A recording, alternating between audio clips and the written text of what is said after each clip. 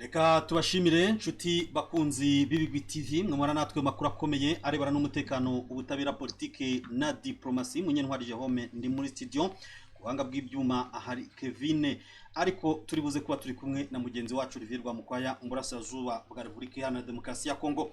Mu makuru y'ingenzi makuru tugiye kugarukaho turayahera ahitwa Businga ni muri Sud Kivu aho ni muri za Warungu hariya imirwano ikanganye cyane rwose yadutse hagati ya M23 na FRDC ndetse na Wazalendo. Inyamirima muri Rucuru nako byagenze aha naho habereye imirwano ihanganishije Wazalendo na M23 yahitanye n'abaturage. Paul Kagame ndetse na Felix Antoine Tshisekedi abo ni ba perezida b'ibihugu by'u Rwanda ndetse na Repubulika Iharanira Demokarasi ya Kongo bagiye kongera guhurira nanone i Washington nyuma yo guhurira i Doha muri Qatar basinye ku masezerano y'amahoro hagati ya Kongo na Repubulika y'u Rwanda. Human Rights Watch yo ikomeje kotsa igitutu leta zunze ubumwe za Amerika by'umwihariko ariko ngo ishyire igitutu ku bihugu byombi byashyize umukoro ku masezerano yo kugarura amahoro hagati y'u Rwanda na Kongo ariko by'umwihariko ku Rwanda ngo rubashe kubahiriza ibyo rwemeye ariko ari nako ruyibutsa ko ngo u Rwanda rukwiriye kuvana ingabo zarwo muri Repubulika Iharanira Demokarasi ya Kongo. Human Rights Watch u Rwanda ntiruyemera abihishe inyuma y'umugambi wo gushaka gutembagaza cyangwa se guhirika ubutegetsi bwa Repubulika Iharanira Demokarasi ya Kongo i Kinshasa bamaze kumenyekana. Bo ni bande? Ese abatawe muri yombi bo ni bande? Turabigarukaho neza cyane. Uyu munsi hiriwe amakuru akomeye arebana n'ifungurwa ry'umupaka wa Bunagana hagati ya Repubulika Iharanira Demokarasi ya Kongo ndetse na Uganda ariko ubwo ni igice giherereye kiyoborwa na M23 ariko ni nako imirimo n'imyiteguro yo gufungura ikibuga cy'indege cya Goma nayo irimbanyije. Bwana Olivier Rwamukwaya tugiye kuba turi kumwe ariko mbere yuko twanzika rero reka ku buhanga bw'ibyuma babanze batubwire uko ibintu bimeze batwibutsa ikirango cyacu.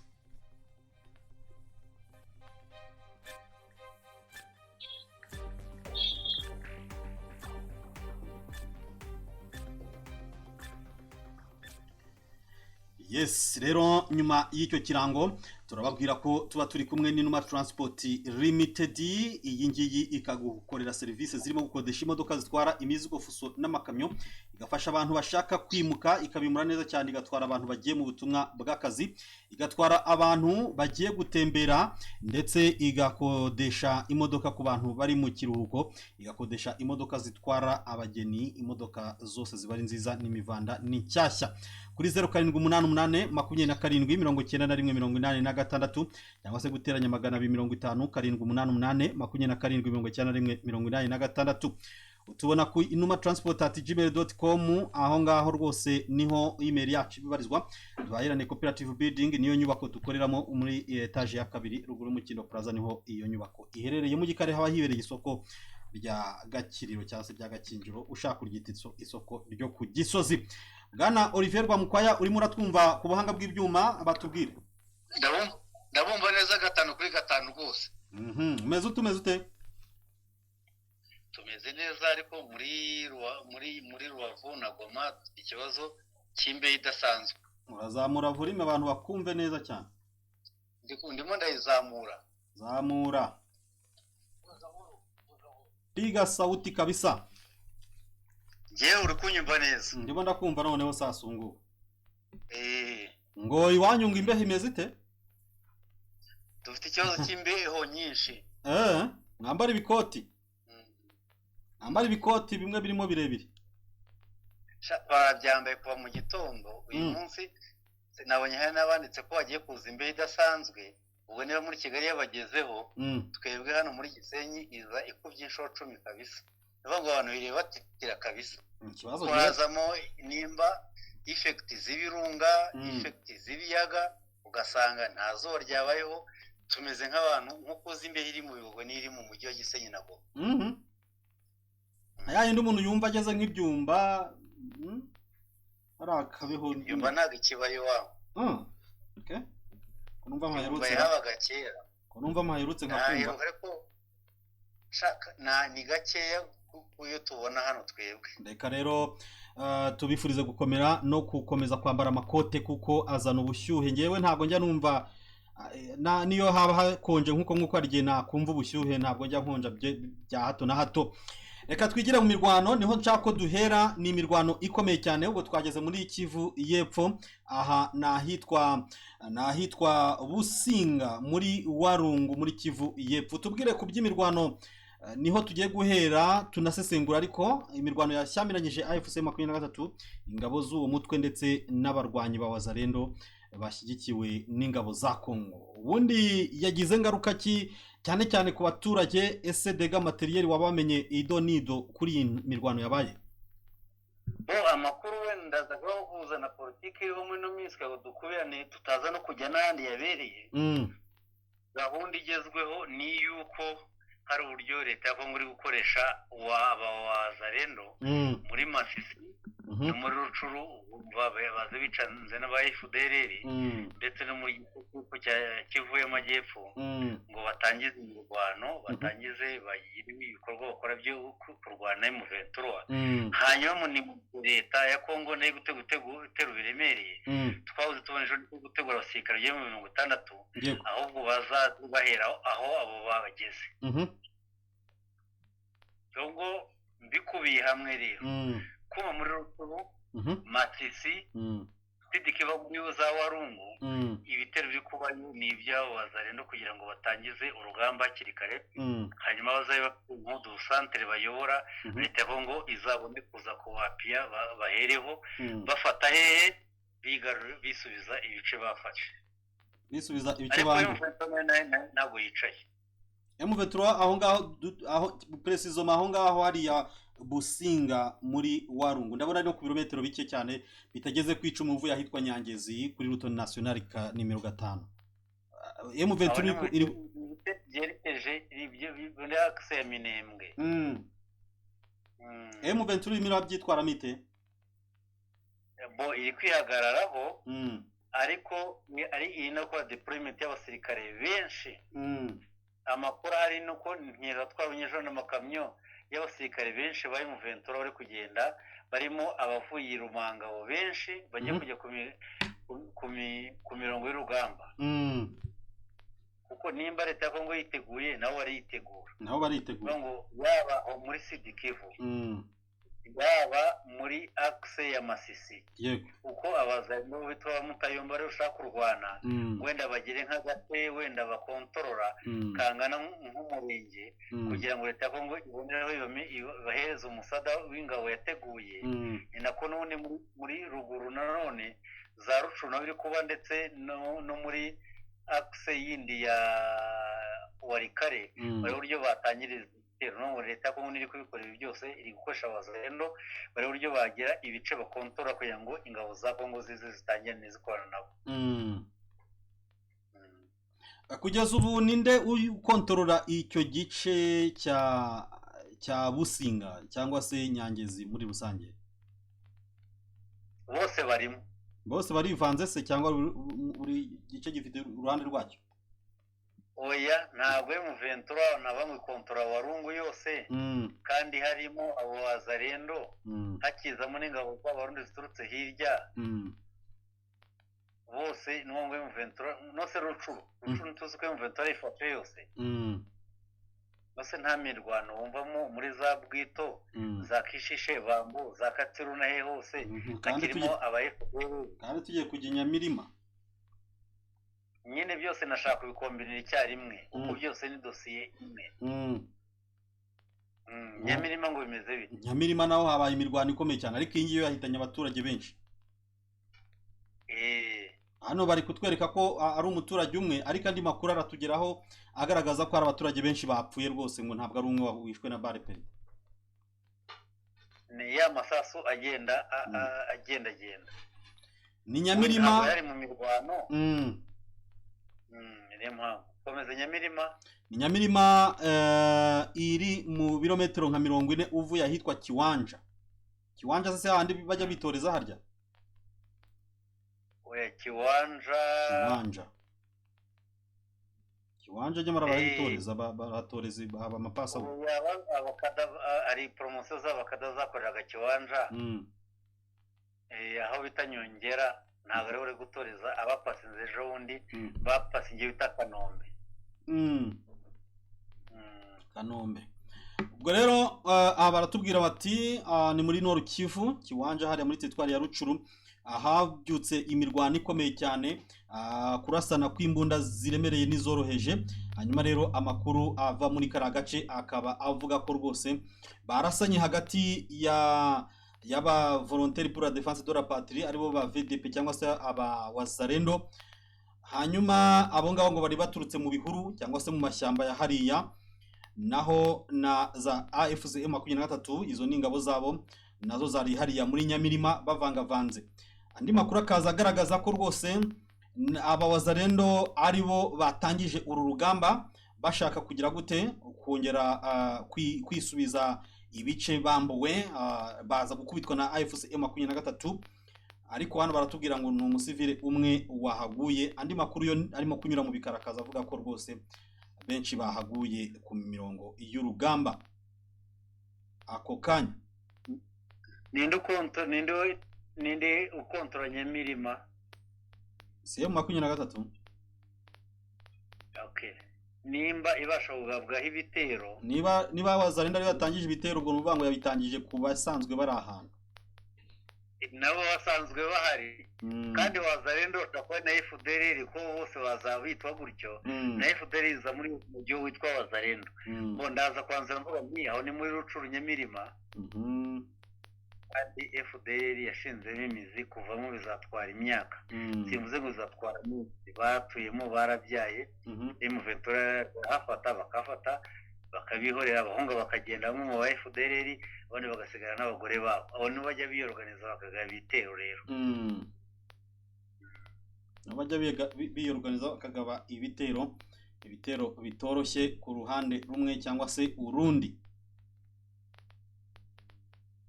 Ahangaha baratubwira ngo les gens qui sont landés tôt le matin au champ ont été obligés de rebrousser chemin et les activités socio-économiques notamment momentanément perturbées. La situation s'est apaisée dans la journée. Nous vanga abantu bari batagiye kwinjira mu mirima yabo bajya guhinga, bahise basabwa gusubira iwabo, basubira inyuma mu nzira. Hanyuma ibikorwa by'ubucuruzi birahagarara cyane, yabangamiye ibikorwa by'ubucuruzi, ndetse ako kanya situation yisizamba. Kugeza kuri iyi saha handikwaga iyi nkuru hari harimo hagaruka agahenge mu mudugudu cyangwa se muri agglomeration ya Nyamirima. Ibikorwa bitangiye gusa nkaho bigaruka ariko bitarizerwa neza. Abaturage bari batangiye nabo kugenda mu mihanda za Kiwanja Ishasha nkuko byagaragajwe na notable. Kuri uyu wa cyenda nanone kw'icyenda z'ukwa gatandatu nyine 9 zishize z'ukwa gatandatu cyangwa z'ukwa karindwi, ndabona hano bashobora kuba bibeshye, nanone hongeye kumvikana imirwano yashyamiranyije impande zombi mu gihe cy'amasaha 3 yose. AFC M23 yarwanaga nanone na za FDL nazo zari zirimo zivangavanze, imbunda zirebereye zikocorana n'izoroheje. arumva kuko barahashaka hariya kari agace ka Nyamirima, baragashaka ngo ni strategique, buri ruhande ruba rugakeneye icyo bacyari cyose. Urumva ko hari yari ahantu isaha n'isaha ushobora kujya kumva barimo bararwana tayari. navuze ngo nabyanzuriye hamwe mbere mvuga ko hari ibintu bikorwa bya gisirikare operation zigizwe muri hano Wazalendo, ngo Wazalendo ngo na FDL zamo n'indi mitwe yose twaje mu rwego ya Wazalendo. Nicyo bisobanura ni imitwe yose ikorana na leta ya Kongo, kandi icyo bari bagamije ni ugushaka kugaragaza ibikorwa bya gisirikare, hanyuma kugira ngo leta ya Kongo izabonereho ize ibunganire nyuma, ariko barihagazeho. Ariko biragoye cyane ko amakuru ufite no kwemeza bamaze kudeployinga abasirikare benshi aha Nyamirima. Yego, muri Masisi na za Rucuru na Masisi, ayo akse Nyabyondo bamenye abasirikare benshi, niyo ngo bashakaga gahunda yo gukupa akse abasirikare bari mu 23 bari Warikare bazabura inzira ibasubiza inyuma, ariko M23 yamenye abasirikare benshi benshi cyane muri iyo akisi. ariko se FARDC nayo ko nabonye ngo iri kumena wa mugabo we ntitumaze iminsi tubigarukaho. Iri kumena ariko ntabwo baratangira urugamba kuko ntabwo bafite akisi ibageza aho M23 baracyari kure. Bashaka gutangira hafi abo wazarendo bamaje gufata igice gifatika. Okay. Reka tuve mu mirwano, hari ahandi uzi haba habera imirwano nk'abantu hakubajije? We naho ngaho niyo mirwano nayo ifite muri agenda yanjye. Umugore ngo arimo nkubwira ni nyamara ndi kumva mu cyongereza ncishirije nkumva Trump aravuze ati Donald Trump aravuze ati President Tshisekedi na President Paul Kagame bategerejwe mu nzu y'umweru hariya i Washington cyangwa se Maison Blanche White House, ubwo mu ndimi buri wese yiyumvemo, bagiye gushyira nanone umukono ku masezerano ngo y'intambara imaze imyaka 30. Ayo ni amagambo ya Donald Trump. Ati nanjye nayumvise ikakaye cyane, nayumvise bayivuga ko ikanganye cyane, ngo yari intambara iteye ubwoba. We Donald Trump mutwe we kumubwira ko u Rwanda rutarwana na Kongo byakugora. Sinza jeda waba ubisomamo. Ibyo ni diplomasi. None se Zamuravuri Makenga mukuru wa M23 ntarwana mu izina ry'abanyekongo bavuga ikinyarwanda. Ntarwana ingabo za Kongo. None se ubwo nta makuru afite.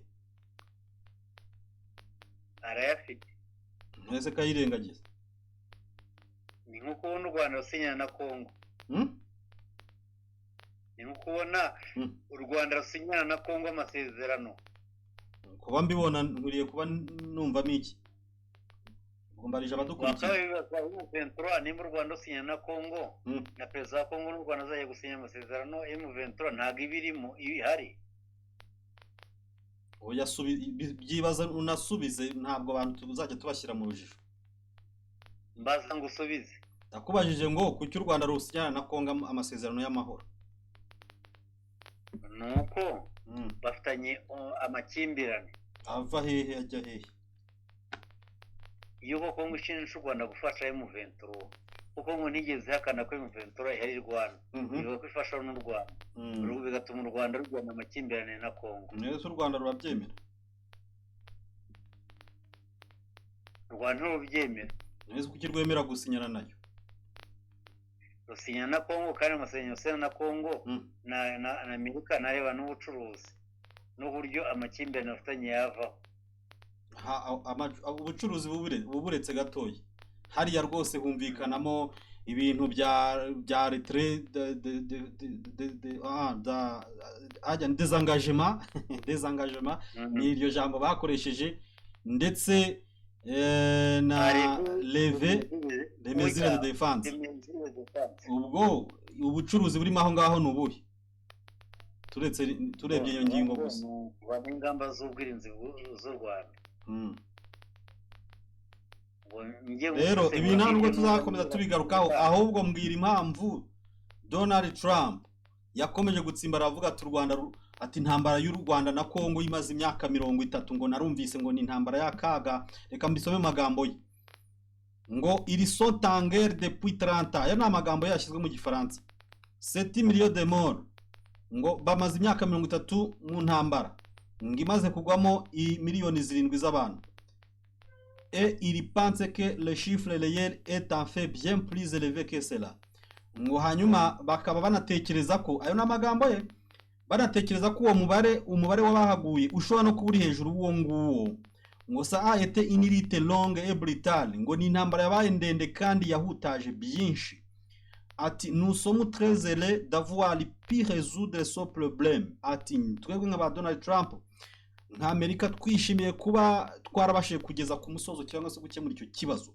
Ati je pense que dans les 2 prochaines semaines, ati ndatekereza neza cyane ko mu byumweru bibiri biri imbere, les dirigeants de 2 pays viendront pour signer l'accord final. Ngo abayobozi b'ibihugu bibiri, ubwo nibyane bimaze imyaka 30 birwana, ngo bizaza hano gusinya amasezerano ya nyuma. Uwo ni President Donald Trump wa Leta Zunze Ubumwe za Amerika. Ayo magambo nayinjije. Ayo magambo banzumbwire nayinjije. Nimba bavuga imyaka igera kuri 30, ndavuga ko ko imyaka ni 29 izuzura mu kwezi kwa 11 AFDL ibayeho. AFDL yabayeho y'ubuhirika mu aya nuzana AFDL urabushaka kwepa ikibazo. Nari nkubajije kwanza impamvu na Donald Trump avuga ibi bintu ninjije. Ndashaka gusubiza kugira ngo ntashatse kuvuga menshi. Biragusaba kujya muri AFDL? Biragusaba kujya muri AFDL? Nta kibazo, ariko abarwanyi ni babandi ntibigeze bahinduka. Makenga ari muri AFDL, yari muri RCD, yari muri CNDP, yari muri M23 mbere na M23 kabiri. Nabo bose nibyo bigikomeje. Arongera ati uko byabaga ni bitari birimo. Andi magambo ye naya ngo comme vous le savez, nkuko mubizi, nous avions le ministre des Affaires étrangères la semaine dernière. Ati twari twakiriye abaministre b'ubanye n'amahanga icyumweru gishize. Ati mais nous allons signer la fin de cette horrible guerre de 30 ans.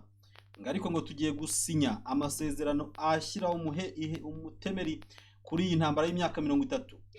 Elle a duré très longtemps. Bivuze ngo yaratinze igihe kirekire. Ngo Janeli jamais entendu parler.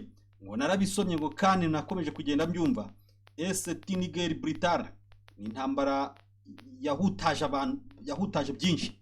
Ngo c'est une guerre terrible, iteye ubwoba. Je peux remercier notre excellent conseiller principal pour l'Afrique. Ndashimira rwose umujyanama wa mbere wacu umugabane wa Afrika, ubwo ni Masad Boulos. Il a été très impliqué dans son règlement. Ati rwose yakoze ibishoboka byose kugira ngo yinjire muri icyo kibazo. Ati la plupart des gens pensaient que c'était impossible. Ati abantu bose benshi cyane batekereza ko ari ibintu bidashoboka. Ati mais il reste encore beaucoup à faire. Ati nubwo hasigaye byinshi byo gukora ariko turasa n'ababigezemo. Uwo nawe ni President Donald Trump asoza ijambo rye. Atashimiye wa undi nuzi Marco Rubio w'ubanye n'amahanga cyangwa Anthony Blinken wamubanjirije, ariko ubwo bose biyumvisemo na nibyo ngibyo biyumvisemo. Intambara ibera muri Kongo muri myaka 30 Amerika ntiyari ihari, cyangwa ko kuri inshuro avuga ko agiye guhuza u Rwanda na Kongo ari igikorwa gikomeye akoze. M23 ni iki? M23 ni iki? M23 ni iki?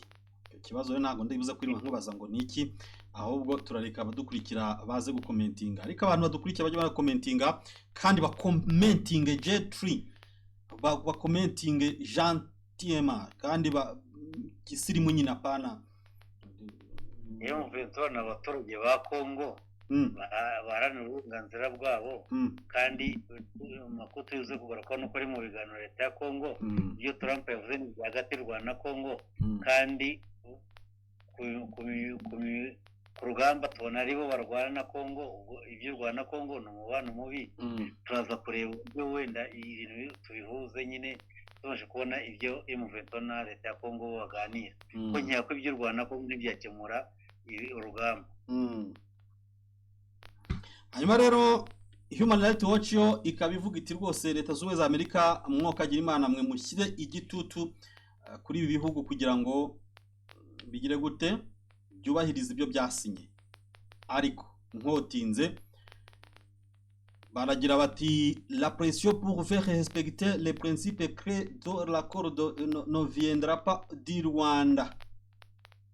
Ngigitutu cyo kugira ngo aya masezerano cyangwa se aya mahame yashyizweho umukono ngo ntago kizava ku Rwanda. Ngo u parti au pouvoir ne tolère aucune dissidence. Ngaho ishyaka riri ku butegetsi ritihanganira dissidence. Ubwo si nk'abatavuga rumwe n'ubutegetsi. Oya bavuze ishyaka riri ku butegetsi ritihanganira aucune dissidence. Dissidence n'abatavuga rumwe n'ubutegetsi. Ngo que ce soit à l'intérieur ou à l'extérieur de la frontière nationale. Ngo baba abari imbere n'abari inyuma y'imbibe z'igihugu. Ngo la pression doit de ce fait être exercée par les partenaires du pays.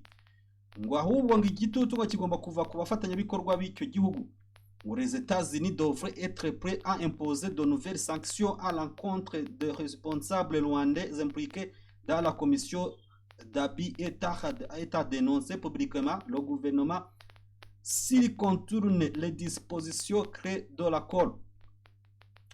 Ngo leta zunze za Amerika zikwiye gushyira igitutu ndetse n'ibihano bikomeye cyane ku responsable bavuze bati abagira uruhare bagize uruhare mu byabereyemo hariya byose, ariko nyine abantu ku giti cyabo ngo responsable ngo bagize uruhare mu mabi yose yabereye hariya, kandi ngo leta zunze za Amerika zikabigaragaza ku mugaragaro, zikabidenonsa, zikabivuga ngo igihe cyose ya Rwanda rwa rutubahirije ibya negosiyo cyangwa se byumvikanweho. Ibyo ni uwitwa Lewis Muje, Directeur pour l'Afrique washinzwe na Human Rights Watch ku rwego rwa Afurika. Lewis Muje urabyumva? Kwibaza ibera muri Congo ni hagati y'u Rwanda na Congo, ni hagati ya Congo na M23? Hagati y'u Rwanda na Congo nyamuneka. M23 yo turaje tubigereho. Yongeye kuri Congo nayo yayivuzeho ngo le gouvernement de la République démocratique du Congo devrait également assumer ses propres responsabilités. Son soutien continu à ces milices alliées compromettra l'accord. Ati Congo bwayo nayo ikwiriye kuva ko ifite inshingano yihaye. Ati kandi n'uburyo ifasha inyeshyamba cyangwa se abarwanyi nabyo byazakoma mu nkokora y'ayo masezerano. Ngo au cours de cette crise nous avons également documenté la coordination et le soutien apportés par l'armée congolaise aux forces démocratiques pour la libération du Rwanda. Ngo muri ya makimbirane yarimo twakoze ubushakashatsi tuza kubona byinshi ko ingabo za Congo zigira gutya rwose zigaha ubufasha FDLR, dont certains combattants et commandants ont été responsables du génocide rwandais de 1994. Ngo abo ngabo ba FDLR ngo barimo bamwe rero base bakoze génocide yakorewe abatutsi mu Rwanda mu 1994. Ngo cela doit cesser. La EDC Congo doit démanteler ce groupe une fois pour toutes. Ibyo bigomba guhagarara kandi Congo isabwe gusenyagura uwo mutwe icyarimwe inshuro imwe gusa iziri ya kabiri. Ngo si le plan sécuritaire, cet accord prévoit la cessation des hostilités entre les deux pays. Ngo kubijyanye n'umutekano aya masezerano yi Washington ateganya ko amakimbirane hagati y'ibihugu byombi agomba guhagarara. Le respect mutuel de l'intégrité territoriale, la fait de soutien aux groupes armés comme les FDLR et le M23 AFC, ainsi que la mise en place des mécanismes conjoints de coordination de sécurité dans les 30 jours suivant la signature. Ngo hanyuma rero bagahagarika gufasha imitwe yitwaje intwaro ndetse bagashyiraho n'itsinda ihuriro abantu itsinda rihuriweho ryo gukurikirana ibyo byose bijyanye n'umutekano mu minsi 30 nyuma y'uko basinye aya masezerano. Ngo ce mécanisme s'appuie notamment sur le plan harmonisé de neutralisation des FDLR adopté à Rwanda en octobre 2024. Ibyo ngibyo rero bikaba birimo na Nikono Businyine yemerejwe i Rwanda muri Angola mu kwa 11 2024 yo gusenyagura FDLR. Muri usanye n'ibyo ngibyo yavuze, ibindi babisanga reka dukotinga ikinyamakuru Actualité de CD. Urabyumva? Ndabyumva, ariko urumva ni nabigoranye cyane. Ariko turebe ibirebana n'u Rwanda bifite inzira birimo itari ya Human Rights Watch. Ubona ko ngo baganiye ku mubano utameze neza. Congo iri kugana M23 niyo bahanganye baridoba muri Qatar, kandi ikindi izo operation zose bizababaza uburyo bizakorwamo bizazamo. Ariko niba utari wongeye kumbaza ku biganiro natangaza. Uratangaza? Utaza kumbaza ku biganiro Amerika, u Rwanda, ibice byose by'ibiganiro, niba utari buze kumbaza natangaza. tangaza rwose gutangaza ibiganiro bihari birimo ibintu bidafututse u Rwanda ko kuganira imuveto n'irwana ugasanga Rwanda kuba basinyanye ibindi bintu bidafututse nabyo ugasanga ikizemo ni uburyo Amerika izabonamo amabuye wareba kujya bagana iby'umutekano Kongo banditsemo yuko ngo hazabaho kuvana ingamba z'ubwirinzi u Rwanda bakavuga yuko ari ukuvana ingamba z'ubwirinzi zarwo rero Kongo kagenda kavuga ngo ni abasirikare u Rwanda n'uko bazavayo u Rwanda bagusubiza tereka da nta basirikare u Rwanda n'uko Kongo kuko iyo tuza ko twarabiganiyeho byari kwandikwamo abanyekongo barabizi harimo amabanga menshi ahishwemo rero icyo nanzura rero duhereza umwanya imirwano n'igihe ko nizakemura ibibazo kuko mu mwandiko mfite draft mfite ni uko imirwano ari izakemura ikibazo wagira reka kwenyegeza koko iyo mirwano ushyize imbere abandi turi mu biganiro iyo mirwano wowe wayikujyanamo wayirwana oye ibiganiro biri kuba nk'idoha ingabo za abakongo bagiye kuganira na M23 kandi polisi yabo nuko M23 siyo polisi yabo gukoraho ibihano byo kwataba M23 gufungura ifungwa n'iki kuvanaho ibiki byose leta ntizabyemera kuko nayo igiyeyo ivuga ngo mubanze muve mu mijyi mwigaruriye tubone tuganire ubwo niyo ni ibyo nta mwanya njya mbihereza kandi ibyo bakomfite draft nta mwanya ujya ubihereza hagati aho rero Human Rights Watch yaninjiyemo imbere yavuga iti ingabo z'u Rwanda zigomba kuva ku butaka bwa Repubulika Iharanira Demokarasi ya Kongo ibyo rwose ati ibyo niko bigomba kumera usibye ko yahise inabihuza no guhagarika gufasha FDLR ku ruhande rwa Repubulika Iharanira Demokarasi ya Kongo nibyo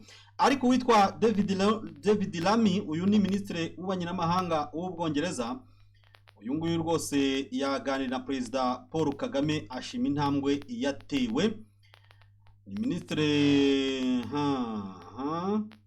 yego ministre w'ububanyi n'amahanga w'Ubwongereza David Lammy yatangaje ko rwose yavuganye na Perezida w'u Rwanda Paul Kagame mu gushimira intambwe yatewe y'amasezerano y'amahoro hagati yarwo na Repubulika Iharanira Demokarasi ya Kongo no gushimira kubikenewe ko ashyirwa mu bikorwa n'impande zose. David Lammy yavuze ko ayo masezerano y'amahoro hamwe n'ibiganiro hagati ya M23 na Repubulika Iharanira Demokarasi ya Kongo muri Katari bitanga amahirwe ku mahoro arambye n'iterambere mu karere.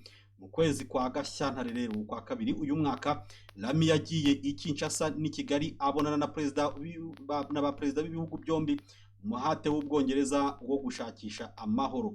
Muri uko kwezi kandi Ubwongereza bwari bwatangaje urutonde rw'ibihano bugiye gufatira u Rwanda mu gihe hadatewe intambwe igaragara mu byo busaba harimo kuvana ingabo z'u Rwanda ku butaka bwa Repubulika Iharanira Demokarasi ya Kongo. Paul Kagame Perezida w'u Rwanda aheruka kuvuga ko hari ibindi bihugu byagerageje gushakira igisubizo cya aya makimbirane ashima ko ubutegetsi bwa Perezida Trump aribwo bwagize icyo bugeraho. Kagame rwose yavuze kandi ko bimwe mu bihugu byari byahagaritse inkunga bitera u Rwanda byatangiye kuyisubizaho. Ntiyavuze niba Ubwongereza burimo, urumva ko bwari buri no hafi gufata ibihano. Ubutumwa Minisitiri Lammy yashyize ku rubuga rwe rwa X bwakurikiye itangazo ry'akanama gashinzwe umutekano ku isi n'umuryango mu muryango w'abibumbye ONU katangaje nako ko kishimiye intambwe yatewe yari amasezerano y'amahoro. Ako kanama rero kasabye Repubulika Iharanira Demokarasi ya Kongo n'u Rwanda kubahiriza ibisabwa n'ibyo bemeye muri ayo masezerano harimo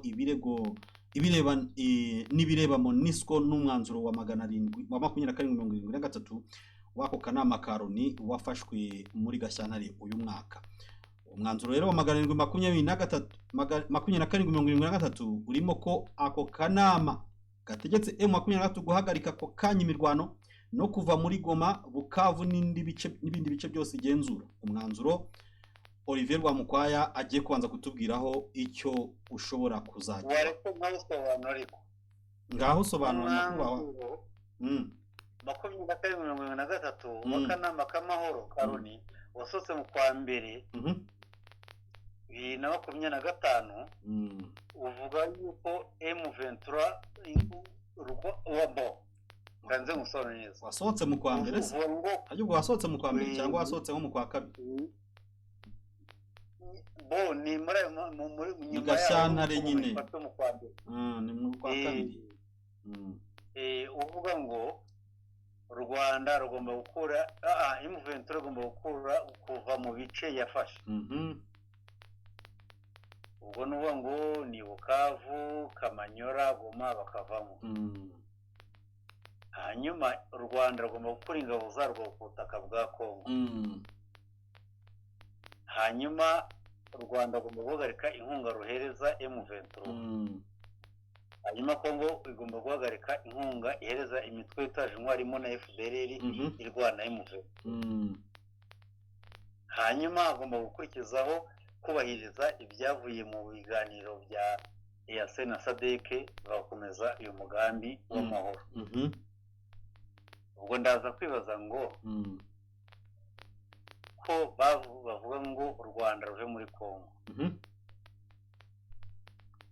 ntabyerekana ko ruriyo rwarabihakanye ku rundi ruhande uraza no gusanga ngo M23 ibi bive mu bice yigaruriye ariko ko M23 n'abaturage bari iwabo baravamo bagiye kuki batavuze ngo barava muri ibi bice bafashe bagende barajya he ariko barajya muri Kantono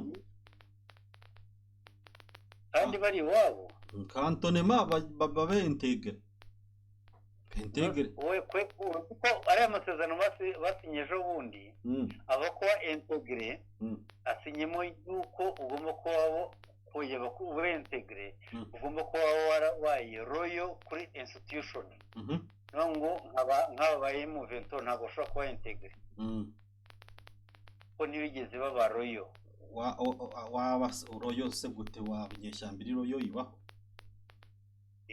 niyo mpamvu usanga bigoranye royo ni wari mu Rwanda n'igihugu urajya kuba royo se gute kandi kundi kana Olivier Rwamukwaketse ubwo nibugiye kuvuga ngo niba wazarendo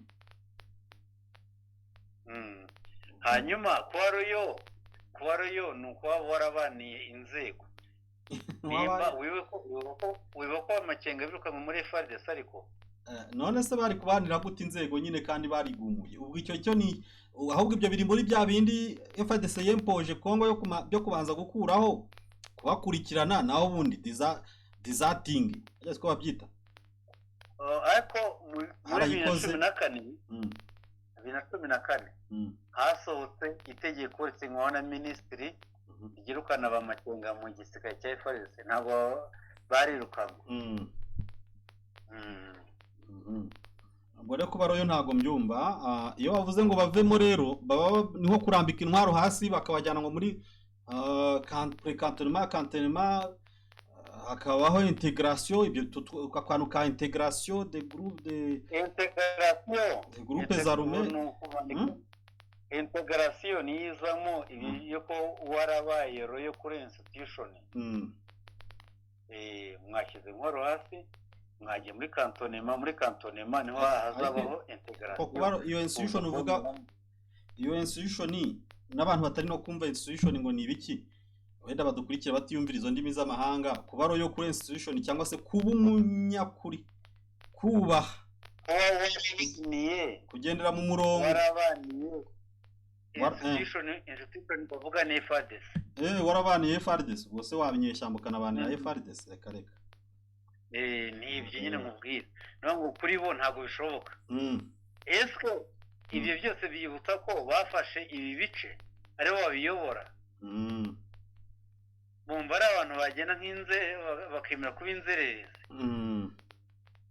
ntabwo bishoboka ubwo muri agenda n'ibindi simbuka tugane turi kugenda iminota iri kugenda reka twigendere tugane n'ibyo nawe uri gusaba reka twigendere kwa bwana generali Christian Chiwewe Songesha uyu nguyu muramuzi neza cyane yahoze ari umugaba mukuru w'ingabo za Repubulika Iharanira Demokarasi ya Kongo bari mu mazi abira byakaze cyane rwose uwahoze ari umugaba mukuru w'ingabo za Repubulika Iharanira Demokarasi ya Kongo generali Christian Chiwewe wahoze ari n'umugaba nyine mukuru wa Repubulika Demokarasi ya Kongo w'ingabo nyine yamaze gutabwa muri yombi n'amakuru yatangiye kuvugwa kuva ku mugoroba wa harejo rwose kuri uyu wa gatatu, aho ayo makuru ahamya ko uyu wahoze arakuriye igisirikare cya Kongo yafunzwe. Nk'uko aya makuru abivuga rero, agaragaza ko afungiwe ahantu hatazwi kandi ko mbere y'uko afatwa mu rugo rwe ruherereye mu mujyi wa Kinshasa habanje gugotwa n'ingabo zirinda umukuru w'igihugu. Binavuga kandi ko atari General Chiwewe wenyine wafashwe, ahubwo ko hafashwe n'abasirikare bamwe bakuru bari mu bamurindira umutekano ndetse n'abo mu muryango we. Makuru agera kuri twe aravuga ko rwose hafunzwe General Chiwewe n'undi witwa Tamwe wari umwanditsi we n'abandi basirikare bakuru bo mu bamurinda.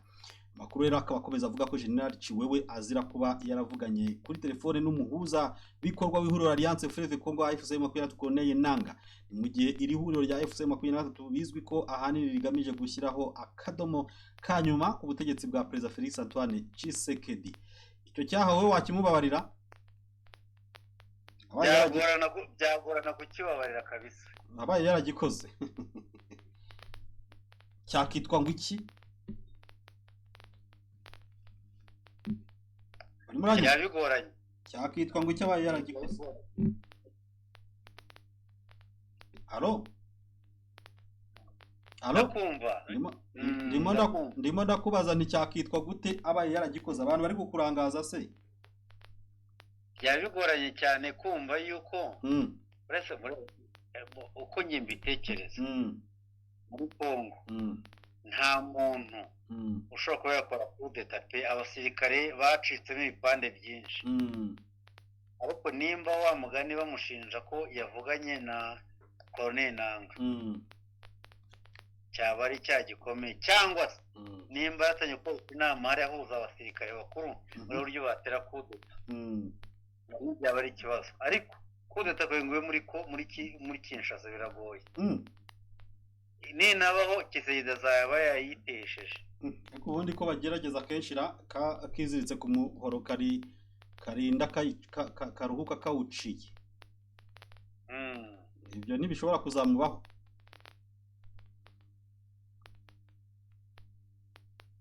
No kubwira ntibishobora kuzamubaho Tshisekedi akumirwa. Halo? Uravuze uti? Gutera muri Kongo. Uti kugira gute? Gutera kudeta muri Kongo. Ndakumva cyane. Kuba haterwa kudeta. Kuba haterwa kudeta. Yego. Byasabe igisirikare kindi cyashya kuko iki kiriho FARDC Tshisekedi n'ugikontorora. Kwishyira hamwe rero byagorana. Kudetera mutibayeho Tshisekedi yayiteza. Hari abavuga rero umugambi wo gushaka guhirika ubutegetsi bwa Kinshasa wari ugeze kubikomozaho, ariko General Christian Chiwewe Songesha na bagenzi be batatu bamaze gutabwa muri yombi kubera gukekwaho gushaka guhirika ubutegetsi bwa President Felix Antoine Tshisekedi muri Republika ya Demokarasi ya Kongo. Makuru aturuka rero Kinshasa ku murwa mukuru w'iki gihugu aravuga ko General Christian Chiwewe ari we wari uyoboye uwo mugambi watangiye gutahurwa mu ntangiriro z'iki cyumweru turimo. Abandi aya makuru yemeza ko bari kumwe na General Chiwewe ni Lieutenant General Jean-Claude Yave, harimo General Major Maurice Nyembo n'undi musirikare ufite ipeti rya Colonel. Christian Chiwewe akekwaho kuyobora umugambi wo gushaka guhirika ubutegetsi bwa Tshisekedi, aho ari umugaba mukuru w'ingabo za Kongo. Ibyo twe twanabigarutseho, kandi ubu yari umujyanama mukuru wa President Felix Antoine Tshisekedi mu by'umutekano. None aya makuru akaba akomeza avuga ko kuva mu gitondo cyo kuri uyu wa kane nyine nta winjira cyangwa asohoke mu rugo rwa General Chiwewe Christian Songesha. Abarinzi be bambuwe imbunda, kandi bamwe mu nshuti ze nabo batawe muri yombi, ndetse ngo hari nabo mu rusengero rwe babigendeyemo. Ibi bikaba bije nyuma yaho mu gitondo cyo kuri uyu wa mbere w'iki cyumweru Lieutenant General Jean-Claude Yave yari yategetswe kudasohoka mu rugo rwe i Kinshasa, aho yari yabitegetswe n'urwego rushinzwe iperereza ry'igisirikare. Ndetse kuwa kabiri ahita ajyanwa ku biro bya CNC, ubwo ni Conseil National de Sécurité. Okay. Guhatwa ibibazo ariko aza kurekurwa, aho Lieutenant General Christian Chiwewe akomeza kubazwa. iri joro rero ryaraye rikeye ni rishyira kuri uyu wa kane abafashe General Maurice Nyembo wahoze ari umuyobozi w'ibiro bya General Chiwewe mu gihe yari akiri umugaba mukuru w'ingabo za Kongo, mu gihe kandi Colonel Adelard Mwiza nawe ushinzwe umutekano wa General Chiwewe yaje gutabwa muri yombi mu gitondo cyo kuri uyu wa kane nk'uko aya makuru ava Kinshasa akomeza abivuga. Nanone kandi hari n'andi makuru avuga ko Chiwewe azira kuba yaravuganye kuri telefone n'umuhuzabikorwa twari twabivuze Colonel Nanga wa AFC M23. Ibyo ngibyo rero bikagenda bikikusanya bakayungururamo ko aba bose bashatse gushaka guhirika ubutegetsi bwa Repubulika Iharanira Demokarasi ya Kongo ikitwa coup d'état militaire. Ibyo bintu nawe wabimenye? Nabimenye ko hari uburyo nabinyuzamo ijisho, ryo bivugaho navuga ngo gutera coup d'état muri Kongo biragoye cyane kuko abasirikare bariho n'aba Kisekedi niwe washyize hejuru, abandi bariho n'aba Kabila, abo benshi bo hejuru bacungirwa hafi. Habunyisha kubara ko wenda batangiye gutegeza coup d'état baragambanirwa, birasohoka bijya hanze, ariko nanabara ko n'ubundi Kisekedi hariya ngo nururaye ruzagaruka. Ururaye ruzagaruka niko umugani bawuca. Nagatinze kazaza, agatinze kazaza namenyo ya ruguru. Bizabaho kandi Kisekedi azaba birimo, azitera coup d'état. Ntabwo ishoboka iyo ngiyo.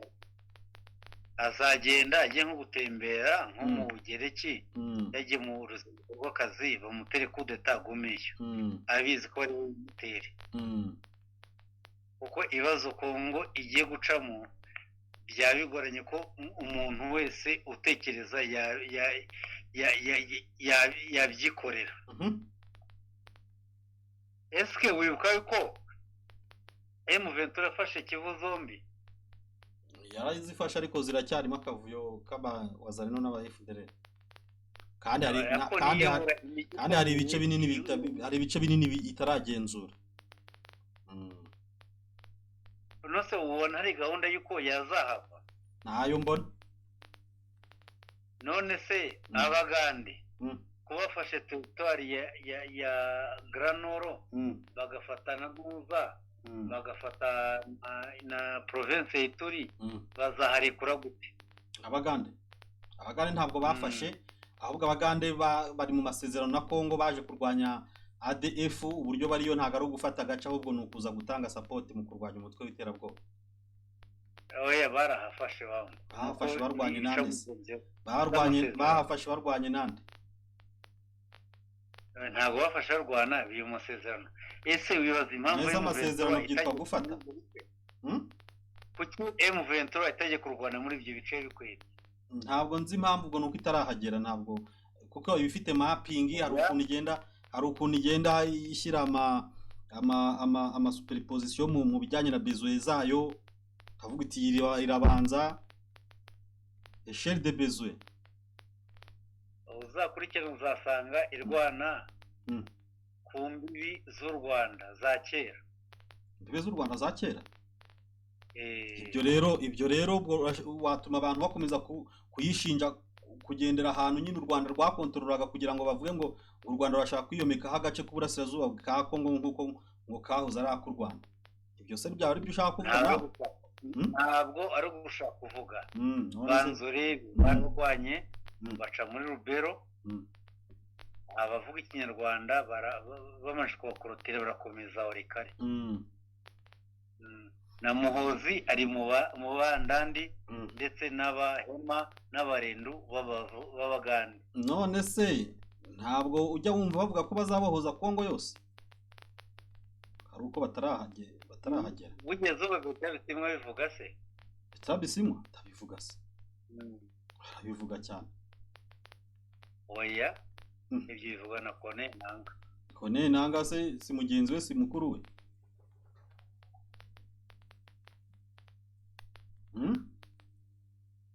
Oya, aho ndaza kubisoza ukuntu uvuge nti amateka azekana byinshi mu minsi igiye kuza. amateka azerekana byinshi. Ibyo wari uvuze rero y'uburasirazuba bwa Kongo nuko ndimo ndabona nyine nkuko bisanzwe amakuru yo yabaye kimomo. Impande zombi zigomba kuganira i Doha muri Katari zamaze kugerayo. Rwa Kongo urabizi ko amakuru nayo wayabonye ko ruyobowe na bwana Jacques Mininde, minisitiri w'umutekano imbere mu gihugu. Yego, harimo ariko n'abandi ba minisitiri barimo Muhindo Nzangi na Ntuba na Jean Paruko sarimo na Jean Paruko arimo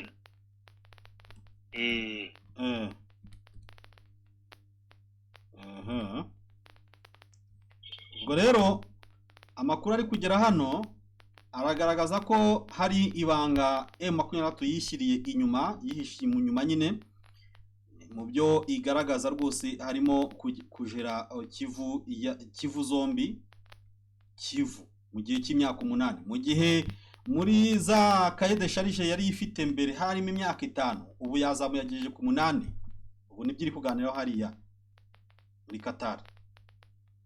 Kandi mu myaka 8 abaturage ba Kivu zombi bazaba bamaze guhitamo bakoze referendum. Niko biteganyijwe. Musomera inkuru hano ibigaragaza ngo les délégations du gouvernement congolais et celles du gouvernement rebelle de la FCM M23 sont à Doha et les ont pour mission de poursuivre les négociations entamées depuis plusieurs mois. Ngo bakomeje bakurikirana ibiganiro byatangijwe mu mezi menshi ashize. D'après certaines sources proches des négociateurs congolais, abegereye intumwa za Kongo zoherejwe ari i Doha muri Qatar ya FCM M23 ne dévoile pas toutes ces revendications au grand public. Ngo bose ku ruhande rwabo ntabwo ari gutinyuka gushyira ahagaragara ibyo basabana muri rubanda. Parmi les revendications cachées au public figurent celles relatives à la gestion du Kivu pendant plusieurs années. Mu bihishwe bitarimo kugarukwaho no kujera cyangwa se gucunga cyangwa se kugenzura Kivu. Kivu yo mvuze Kivu ni Kivu zombi, yepfo ni ya ruguru. Mu gihe cy'imyaka myinshi baraprecisa bati la FC M23 parmi ces revendications veut avoir la gestion du Nord Kivu et du Sud Kivu pendant 8 ans. La délégation congolaise a rejeté catégoriquement cette revendication. En fait, savoir une source qui s'est confiée ce jeudi 10 juillet 2025. Ngo rero aho ngaho ni umuntu wageze gutya itangariza ikinyamakuru cyitwa 7sur7.cd. Aravuga ati mwimvuga izina nyamuneka byankuraho, ariko ndababwiye ngo M23 yasabye imbere y'umuhuza Qatar, yasabye ko Kongo yakwemera ko rwose Nord Kivu na Sud Kivu byagenzurwa na AFC M23 mu gihe cy'imyaka 8 yose, ibindi bikazaza nyuma. Ati ikinyamakuru giti signalo par la YEL que ces discussions en cours à Doha entre le gouvernement congolais et le mouvement rebelle AFC M23 portent sur ce que les deux parties décrivent comme la nature profondément enracinée du conflit dans l'est de la République démocratique du Congo. Bishatse kuvuga ko rwose ahangaha ibyo impande zombi ziri kuganiraho hariya muri Doha muri Qatar, bari kuvuga bati turimo kwinjira mu muzi tunawurandure rwose, turimo kwinjira mu muzi w'ikibazo cyashyamiranyije abene gihugu muri Repubulika Iharanira Demokarasi ya Kongo. Anote quand même dernier, abantu bakanibutswa ko mu kwezi kwa gatanu gushize les autorités du Qatar avaient présenté un projet d'accord de paix aux délégations de la RDC et de la FCM M23. Waba ukiwibuka? Yego. Harya bavuga ngo ikira uwo mushinga bagomba kumvikana wagaragajwe na Qatar.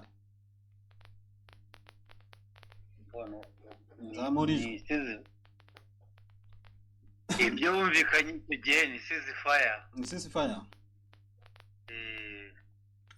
Tukabibutsa ko rero Ibukavu na Goma, imijyi minini yo mu burasirazuba bwa Repubulika Iharanira Demokarasi ya Kongo, irimo kugenzurwa na FCM M23 hashize amezi menshi. Ibyo rero ubwo ko nakabanga tumenye turimo kugana ku musozo. Bwana Olivier Rwamukakezi nawe icyo ushaka kongera kuvuga kuri iyi nkuru yo kujera Kivu ya ruguru na Kivu y'epfo mu myaka 8 urumva se we bidakwiriye? Ntabwo navuga byinshi cyane kuko imvento yahafashe kandi kuhakura nta kintu cyerekana ko ishobora kuhakura kuko bari iwabo. Ubwo tuzaza kureba ibyo bazasinyana na leta ya Kongo widoha muri Katari wene bimenye bizazamuka bijye Washington tumenye kuko icyo tuzi ni kimwe nuko imvento ku position yabo nta kurekura iwabo. Nta kurekura. Reka tugane ku musozi ariko tureba uburyo Uganda yafunguye ku mugaragaro rwose umupaka wa Bunagana. Ubucuruzi bukaba ari ubucuruzi burya cyagiye twahageze igifunze tugenda tunyura mu tuyira twapanyapanya bidasobanutse, ariko ubu ngubu it is operational. Border ya Bunagana ubu iri mu kazi kose. Ngibira ariko ngo Uganda ibitewe no kuba u Rwanda yakopeye u Rwanda, mbese ngo rwabonye umujyi wa Goma ufashwe n'uwa Bukavu, imipaka irikomereza nk'ibisanzwe, business ziragenda. Ariko nabarumva kavuga Bunagana ko Uganda ifite imipaka yose. Museveni atangaza yavuze na Muhozi yavuze imipaka yose ihuza Kongo ku gice cy'Umuventura ndetse na Uganda. Harimo imipaka yose. Harimo Bunagana, harimo Kitagoma, harimo Shasha, byose byafunguye icyarimwe.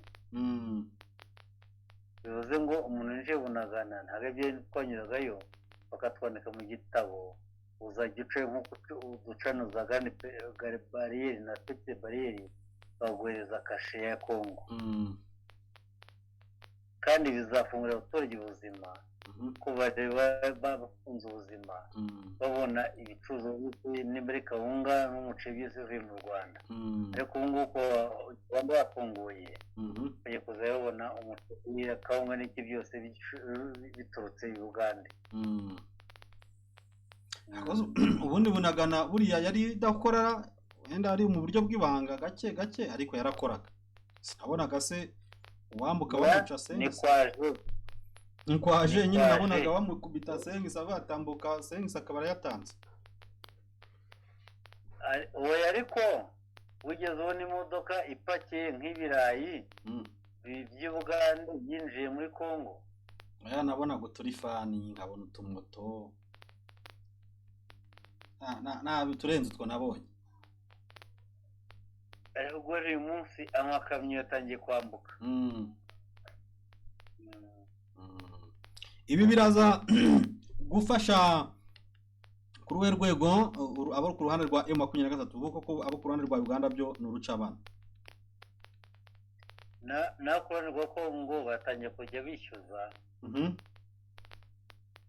Ku ruhande rwa M23 bishyuze amantuza imisoro kuri iyo mipaka bajya bafangaza yabona rw'Uganda ruza kubyungukiramo kubera yuko ibikorwa byabo bya Kisoro bizajya byambuka amaji ibiti byose y'ibirayi y'ibishyimbo y'amavuta byose bizajya bijya muri Kongo nk'uko byakorwa mu Rwanda.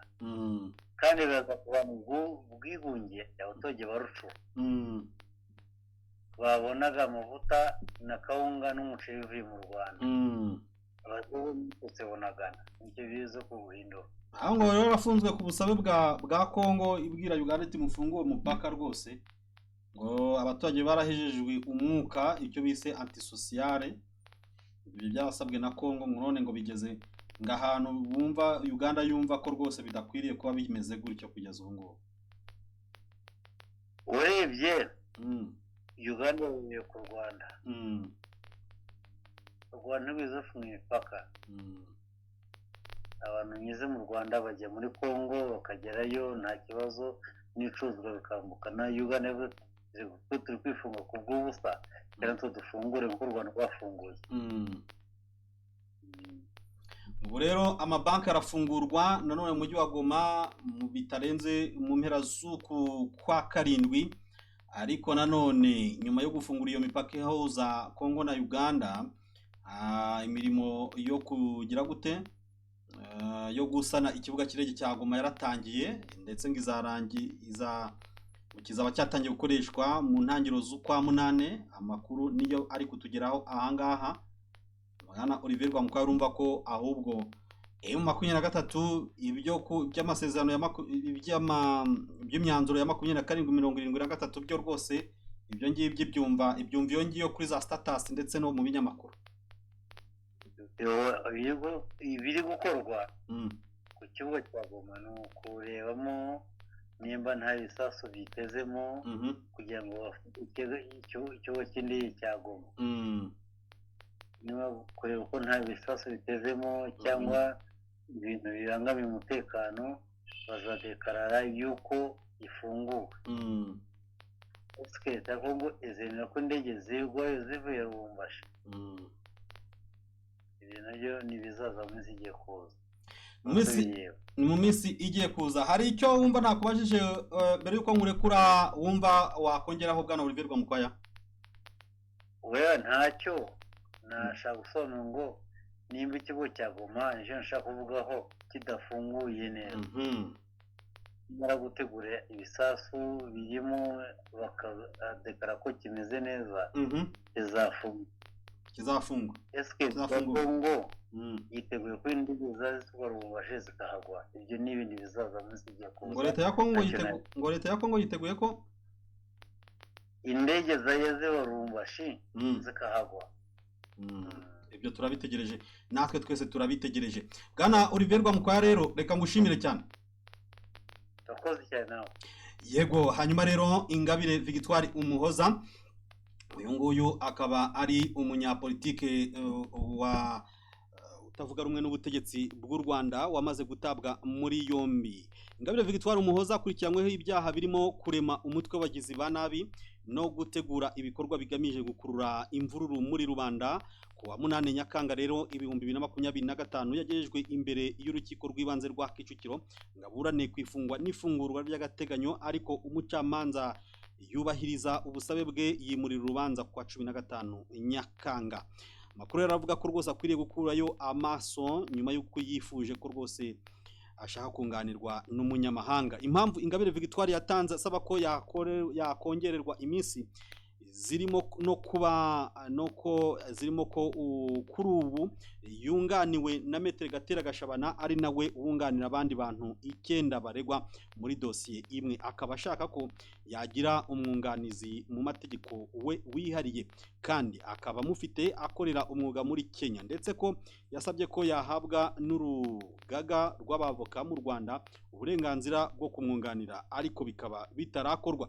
Yabwiye urukiko ko ati rwose nasabaga ko bamworohereza kubona ibyangombwa byo kuza kunyunganira, mudufashe kutwumvishiriza urugaga rw'abavoka kumuha uburenganzira bwo kuza gukora. Mu kumusubiza umucamanza yaramubajije ati ni ngombwa ko urukiko rwinjira mu mikorere y'urugaga cyangwa mwebwe mwakorana n'urugaga? Urukiko rwashingiye ku mpamvu yatanze asaba kongererwa iminsi rwimurira urubanza kwifungwa n'ifungurwa ku wa 15 Nyakanga kugira ngo yitegure neza ndetse akurikize ibisabwa n'urugaga kugira ngo uwo mwunganizi yifuza ko amwunganira abone ibyangombwa. Ariko umucamanza ati ariko icyo gihe nta yindi mpamvu urukiko ruzumva. Umunyamategeko w'umunyakenya Ingabire Victoire yabwiye urukiko ko ashaka ko ari we wazamwunganira. Yitwa Emily Kwamboka. Uyu nguyu Emily Kwamboka Osiemo asanzwe abarizwa mu rugaga rw'abavoka muri Kenya, ndetse avuga ko atari ubwa mbere yunganiye Ingabire Victoire.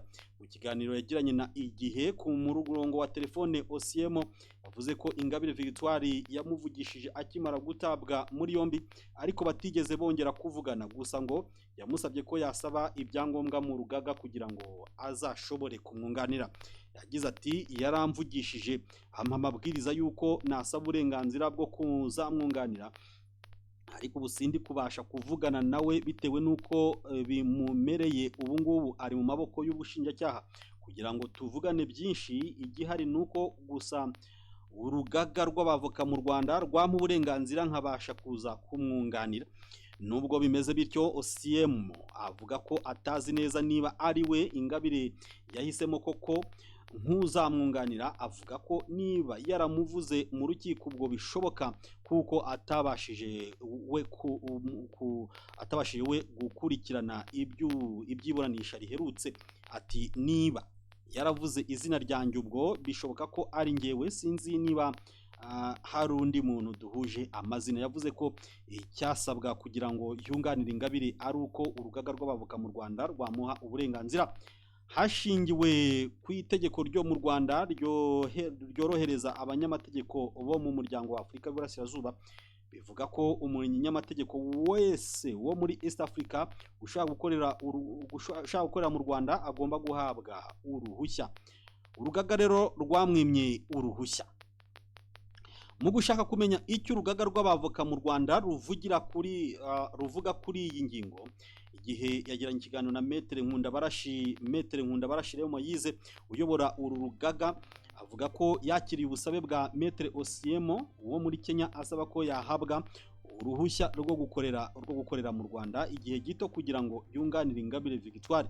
Ati uriya mu avoka yaratwandikiye adusaba kubona uburenganzira bw'agateganyo bwo kunganira Ingabire, atubwira ko ari umukiriya we, aranabitugaragariza rwose, anabitugaragariza mu ibaruwa ye yatwandikiye. Mu mategeko imikorere y'abavoka ku isi habamo icyo bita ihame rya magirirane, reciprocité. Kugira ngo wemererwe gukorera mu kindi gihugu nuko icyo gihugu nacyo kiba cyemerera abavoka b'icyo gihugu gukorera mu cyanyu.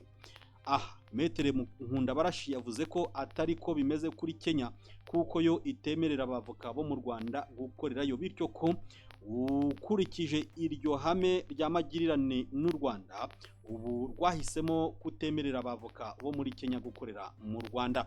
Ati kugira ngo wumve amateka neza, u Rwanda rukimara kwinjira muri East African Community rwakoze ibyo rwagombaga gukora byose bijyanye no kwinjiza amasezerano mpuzamahanga mu mategeko y'imbere mu gihugu. Kenya nayo yari itegerejweho gukora ibyo ngibyo. Bavugurura itegeko rigenga urugaga rwabo, bongeramo igika cyavugaga ko abavoka bo mu Burundi n'abo mu Rwanda nabo bemerewe gukorera muri Kenya. Ibyo byabaye mu 2014. Bakimara kuritora ryamaze nk'ukwezi kumwe cyangwa abiri, abantu bariregera mu rukiko rw'ubujurire rwa Kenya. Urukiko rwemeza ko icyo gika kigomba kuvanwamo kuko kinyuranyije n'itegeko nshinga, kuko hatabayeho kubanza kubaza abaturage kugira ngo bagire icyo babivugaho. Icyemezo nimero 94 cyo mu 2014 cy'urukiko rw'ubujurire rwa Kenya gikuraho ingingo ya 12 n'iya 13 agaka ka mbere de yari yemejwe n'urugaga rw'abavoka muri Kenya. Yavugaga ko abo mu Rwanda nabo mu Burundi nabo bemerewe gukorerayo nk'uko byari bimeze n'abandi bo mu bihugu bya East African Community, cyasohotse mu 2014. Iki cyemezo cyongeye kwifashishwa n'urukiko mu 2019 ubwo umunyamategeko w'umunyakenya Yavan Kiche wari waherewe uruhushya mu Rwanda yasubiye iwabo asaba kwinjira mu rugaga rw'abavoka, ariko arabyangirwa kuko ingingo zemereraga abavoka bo mu Rwanda no mu Burundi gukorera muri Kenya zari zarateshejwe agaciro mu 2014. Nicyo cyatumye rero ajyana ikirego mu rukiko asaba ko urugaga rwamuha uburenganzira bwe bwo gukorera umwuga muri Kenya. Icyo gihe urukiko rwafashe umwanzuro ko Javan atigeze arenganywa kuko urugaga rwamusubije rushingiye ku cyemezo cy'urukiko cyo mu 2014 cyavugaga ko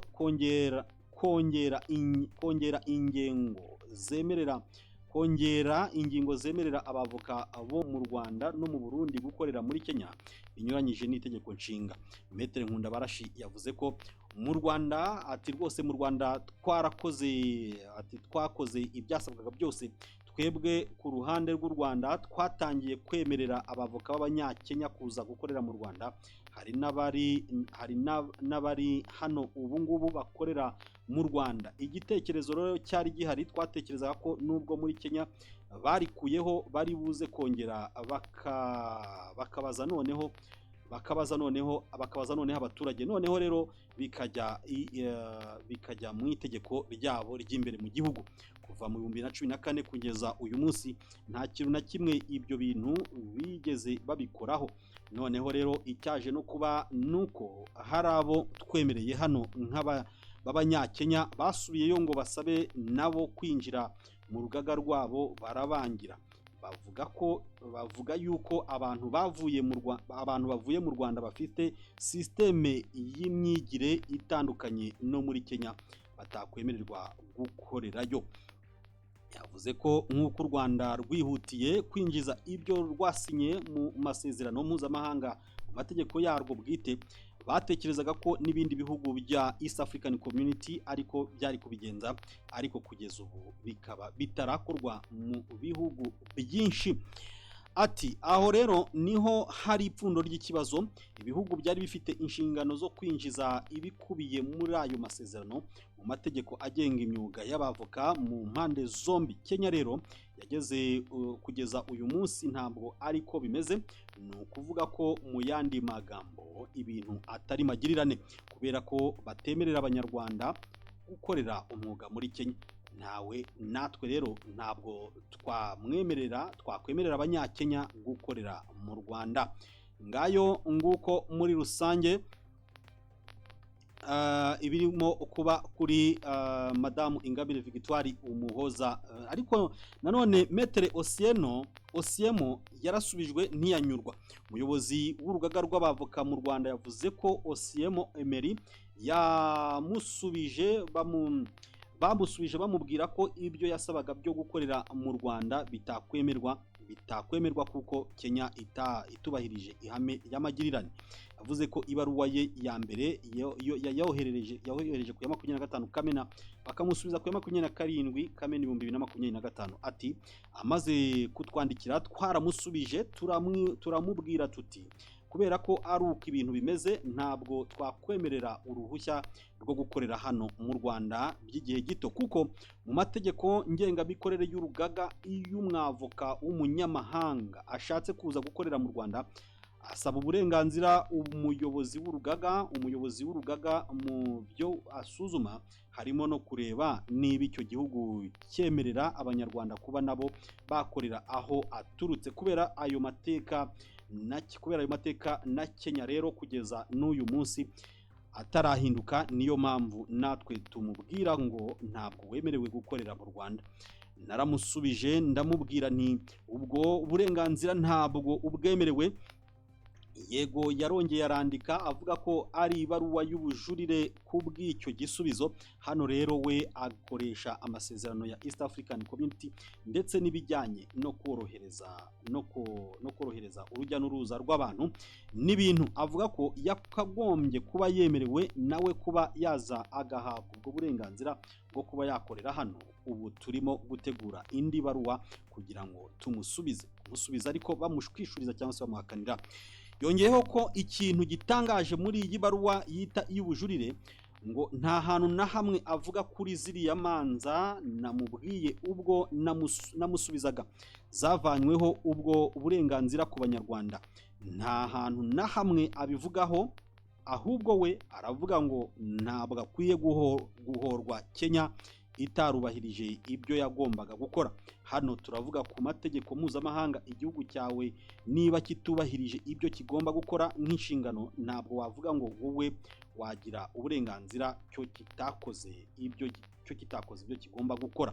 Maître Nkundabarashi Moyize yavuze ko bari gutegura indi baruwa yo gusubiza iyo Maître Osiemo yise iyo kujuririra iya mbere bamuhaye bamwangira uburenganzira bwo kunganira Ingabire Victoire Umuhoza uburanira mu Rwanda, gusa avuga ko igisubizo ntaho kizaba gitaniye n'icyo bamuhaye mu ya mbere. Ingingo ya 78 y'amategeko ngengamikorere y'abavoka mu Rwanda ivuga ko abavoka banditswe mu ngaga zo mu mahanga ntibashobora gukora umwuga mu Rwanda mu buryo buhoraho. Icyakora abavoka baturuka mu bihugu byagiranye n'u Rwanda amasezerano yo kwishyira hamwe mu rwego rw'akarere bemerewe gukorera mu Rwanda iyo bibaye ngombwa, ariko babanje kubyemererwa n'umukuru w'urugaga. Irakomeza igira iti ku bandi bavoka bari mu ngaga zo mu mahanga ntibashobora gukorera mu Rwanda batabiherewe uruhushya rwanditse n'umukuru w'urugaga. Urutanga ari uko abonye inyandiko y'umukuru w'urugaga rwaho umwavoka aturutse, ndetse n'inyandiko zigaragaza ko hari amasezerano y'imikoranire avugwa mu ngingo ya 80 y'aya mategeko ngengamikorere. Umuyobozi w'urugaga ati rero kuri iyi ngingo icyo ngomba kureba ni niba hari iyo mikoranire magirirane. Uko bimeze rero ubu ngubu ni biriya navuze bishingiye kuri ziriya manza zabaye, bikaba bimaze imyaka kuva mu 2014 kugeza mu 2025. Umwanzuro uroroshye ntabwo babishaka. Rero ahangaha niho nashingiye mubwira yuko uburenganzira yasabye atabuhawe, ariko yarabujuririye. Rero turateganya kumusubiza vuba. Yavuze ko nk'uko byagaragajwe mu urukiko rudafite inshingano zo kubwira urugaga umwanzuro rwafata, kuko ari urwego rwigenga kandi rufite amategeko rugenderaho. Gusa avuga ko urukiko niruramuka rubitabaje bazarworohereza.